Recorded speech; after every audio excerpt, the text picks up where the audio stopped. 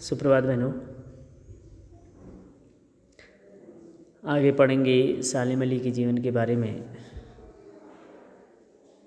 कक्षा 9 हिंदी। अपने लंबे रोमांचकारी जीवन में ढेर सारे अनुभवों के मालिक सालिम अली एक दिन केरल की साइलेंट वैली को रेगिस्तानी हवा के झोंकों से बचाने का अनुरोध लेकर चौधरी चरण सिंह से मिले थे। चौधरी चरण सिंह उस समय हमारे देश के प्रधानमंत्री थे। वे प्रधानमंत्री थे। चौधरी साहब गांव की मिट्टी पर पड़ने वाली पानी की पहली बूंद का असर जानने वाले नेता थे। वो स्वयं किसान थे, रह चुके थे और उनको पता था कि प्रकृति जो है मनुष्य के लिए जो है कितनी महत्वपूर्ण है। पर्यावरण के संभावित खतरों का जो चित्र सालिम अली ने उनके सामने रखा, उसने उनकी आंखें नम कर दी थी। सालिम अली जी ने प्रधानमंत्री चौधरी चरण सिंह जी के सामने जो पर्यावरण के संभावित जो खतरे थे, जो चित्र उनके सामने प्रस्तुत किया, उससे जो है उनकी आंखें नम हो गई। आज सालिम अली नहीं हैं, चौधरी साहब भी नहीं, ना ही सालिम अली हैं और आज ना ही चौधरी साहब हैं। कौन बचा है जो अब सौंधी माटी पर उगी फसलों के बीच एक नए भारत की नींव रखने का संकल्प लेगा? कौन बचा है जो अब हिमालय और लद्दाख की बर्फीली ज़मीनों पर जीने वाले पक्षियों की वकालत करेगा? सालिम अली ने अपनी आत्मकथा का नाम रखा था फॉल ऑफ ए स्पैरो।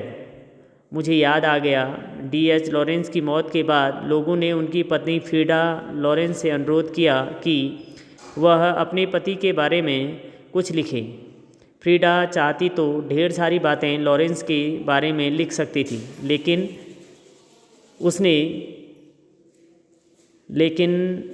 उसने कहा, मेरे लिए लॉरेंस के बारे में कुछ लिखना असंभव सा है। मुझे महसूस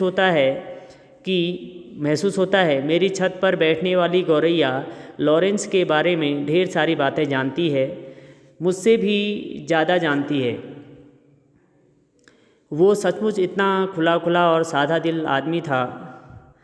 मुमकिन है लॉरेंस मेरी रगों में, मेरी हड्डियों में समाया हो, लेकिन मेरे लिए कितना कठिन है उसके बारे में अपने अनुभवों को शब्दों का जामा पहनाना।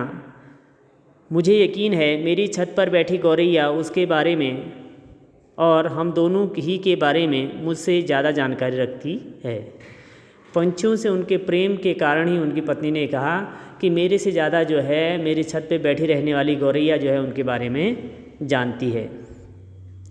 जटिल प्राणियों के लिए सालिम अली हमेशा एक पहेली बने रहेंगे। बचपन के दिनों में उनकी एयरगन से घायल होकर गिरने वाली नीले कंठ की वह गौरैया सारी ज़िंदगी उन्हें खोज के नए रास्तों की तरफ ले जाती रही। बचपन में एक बार उनसे जो है उनकी एयरगन से एक गौरैया जो है घायल हो गई। तब से जो है उनको जो है पक्षियों से प्रेम हो गया और वो पक्षियों पे जो है नई रिसर्च जो है करते रहे। ज़िंदगी की ऊंचाइयों में उनका विश्वास एक क्षण के लिए भी डिगा नहीं। वो लॉरेंस की तरह नैसर्गिक ज़िंदगी का प्रतिरूप बन गए थे। सालिम अली प्रकृति की दुनिया में एक टापू बनने के बजाय अथाह सागर बनकर उभरे थे। जो लोग उनके भ्रमणशील स्वभाव और उनकी यायावरी से परिचित हैं, उन्हें महसूस होता है कि वो आज भी पक्षियों के सुराग में निकले हैं और बस अभी गले में लंबी दूरबीन लटकाए अपने खोजपूर्ण नतीजों के साथ लौट आएंगे। जब तक वो नहीं लौटते क्या उन्हें गया हुआ मान लिया जाए?